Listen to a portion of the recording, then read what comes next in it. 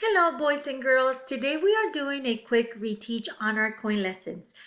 I noticed that some of you struggle with this problem from our previous lesson. So let's go over the coins and how we can determine an amount that we have with an amount that we need. Okay? We will focus on our part, whole using our number bonds. Okay? And I will give you two problems and we will go over those two problems together. Okay? So this word problem that I have up here is the same exact word problem that you had on your exit ticket. Okay? Now we're going to go ahead and read over it and we're going to underline important information. Okay? All right. Okay. So the first part I want you to go ahead and underline is Ben needs 10 cents. Okay? He has one nickel,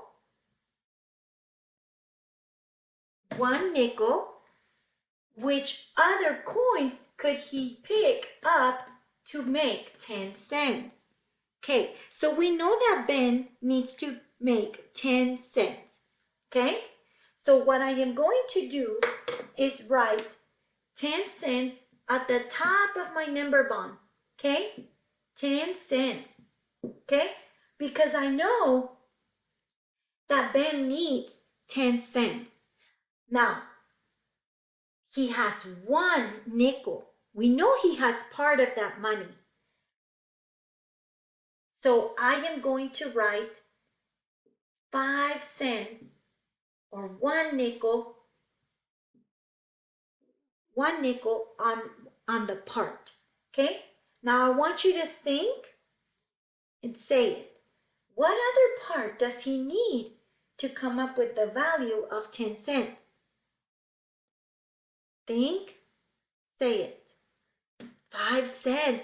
You are absolutely correct. He needs another 5 cents or another nickel to make the value of 10 cents. Great job, guys. So now, let's do another one, okay? Again, we have 10 cents. We need 10 cents. We know we have part of it, which is one nickel or 5 cents. I want you to think, say it. What other part would Ben need to come up with 10 cents? You are correct. 5 pennies. 1, 2, 3, 4, 5. And inside each circle, I'm going to write the 1 because that represents 1 penny. Okay? So 5 pennies and 5 cents, 1 nickel gives me the value of 10 cents. Okay, boys and girls. Okay, boys and girls. Now, I am going to give you another value, okay? I'm going to give you 16 cents, okay? Now, on the second problem, I want you to pause the video and I want you to try to come up with two different combinations of coins that equal 16 cents. Now, you can do this in two ways, okay? You can use the link that I provided for you on the exit ticket, or you can also draw the coins, okay? All right, I will see you in a little bit and we will go over all the combinations of the value of 16 cents. But I just want you to do two, okay? See you in a little bit.